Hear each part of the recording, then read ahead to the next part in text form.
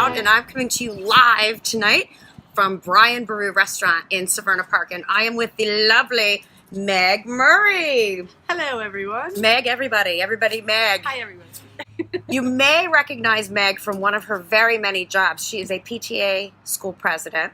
Yes. She is a mom, and she is a musician. Yes. So another one of our fabulous entrepreneurial local women who do what make them happy. Yes, thank you very much. Thank you for having this great series about women who do the things that make themselves happy. So it's very cool. Yeah, but I'm very pleased to be a part of it. Good. Yes. It took me forever to catch on because she's so famous. No, yeah. So I met Meg. I graduated from Elon just a few years ago. And I had a good friend named Noel White, and I had a party, and I said, Noel, I need a singer, somebody who will come with all their stuff and play in a backyard. And I ended up with Meg Murray and Brian Ewald. Yeah. I mean, wow. And that was pre-children. That was baby days. It was pre-baby days. Oh, so amazing. And everybody loved them. Fast forward, I moved to Annapolis and went to the Ram's Head, and there were Meg and Angie singing in the basement. And now we're like 14 years later, she's still singing. Now we're just doing the mom thing. Yes, and we're still meeting up in bars, which is fantastic. It is awesome that we're still meeting up in bars. That's so cool. We're still cool. Kids, remember that. We're still cool. So I am sure the audience wants to know how you got your start. I mean, what made you start singing, and how did it kind of blossom? I was one of those kids who stood on the family fireplace with the fireplace pokers, and when my relatives would come over, they had to see a show. So I was one of those kids. And then as I got older, in my mind, I always wanted to sing. I loved Diana Ross. I loved the Beatles. I loved the Partridge Family and the Monkees, and I wanted to be, a singer. I like the first take. Okay. Do you like first takes? Yeah, I do. I love first takes. I always say that with bands. I'm like, I like your first take because it's completely authentic. It is. It's the best one. It is. And even if you got a little smooze or a little mess up, it's the one where you're free. You're real. Yeah. Right. It says the same thing when you're making a recording. I'm the person that whatever I put down on the scratch track, that's what I fall in love with because it's honest. And everybody's like, well, let's polish this and add a better bass track here and recut your vocals. But I don't want to. It's the performance. It's that first initial. I'm a live person.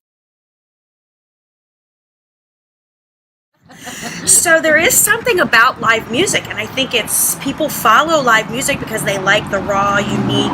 Well, every time is different. Well, it's the community, and it is the community. It's the shared experience. Yes. It's also, scientifically physics. It's the sound waves. It's the way those waves jive with your particular body and your particular makeup and your particular electricity. That's why you like the Dead. That's why somebody else likes Metallica. That's why somebody else likes rap. Whatever the beat or the feeling is it washes over your body in this electrical, wow, like pulses kind of ways, and that kind of gives you it stimulates your life. It gives you some juice. It really does. It does. But that's just my own weird. No, I don't think it's weird. I think we're kindred spirits. I love music, and now you just explained why. No, but it's true. You're like Mrs. Stephen Hawking of music. Quantum physics of music. But you know what I get it. You do. It's like this weird, it's this total different intuitive sense that makes it true. Yes. But there's like-minded people there. That's why you can go to a show like that and you're friends with everyone there. Yes, you are. Because you have there's something similar.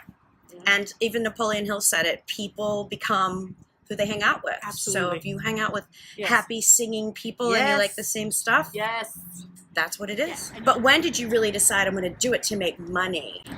Well, you don't do it to make money. Okay.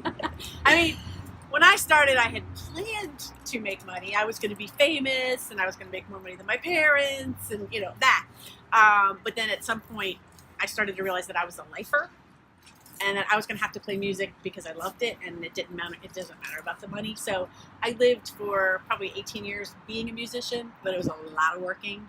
And events and weddings and bar gigs and big gigs and original music and cover bands and playing with other people and background vocals and recordings and commercials. So it's kind of been a big potpourri. Right. Sure. Yeah. So it wasn't a lot of money. Am I keeping you warm? You're keeping me warm. We're a little bit cold because inside is so a buzz with getting ready to hear Yes. you go on stage. Well, no, it's St. Patrick's Day. I wish it Well, were. So give me an example. I have just 3 more questions for you. An example of a song where like you have so much feeling when you sing it. You just love to sing it. It brings you so much joy. Wow.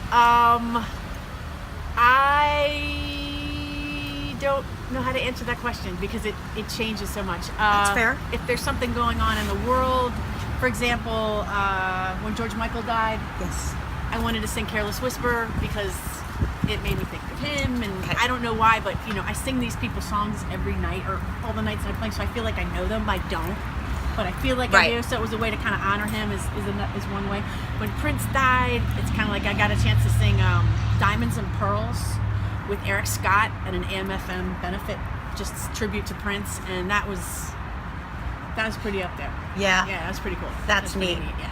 That's a good segue because I don't know if you guys out there are familiar with AM/FM, but it's probably my second favorite charity. It's Annapolis Musicians for Musicians. They do things together with Ram's Head, and one of the things that they've done for the past couple of years, which is really exciting, is called In the Vein of.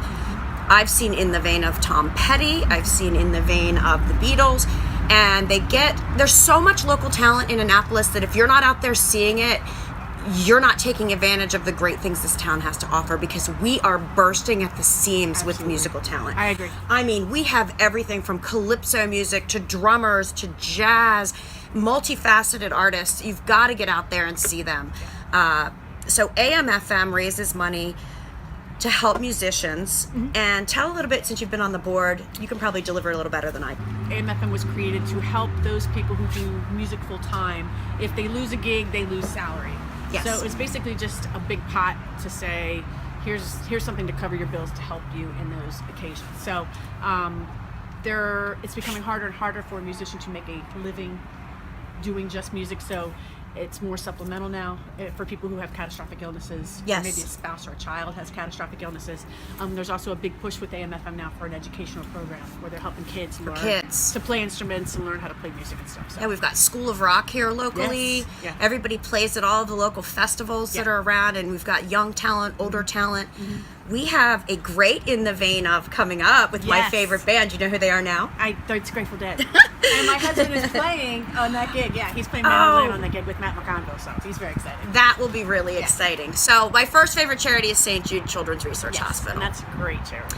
So I give my money to St. Jude, but I also give my money to AM/FM through going to these gigs and these events, and I want to maybe do something through this venue where we can try to raise some money because Yeah. we want musicians to be able to play without fear of not having health insurance or somebody canceling on them next weekend, and that was money that was going to pay for something that they needed.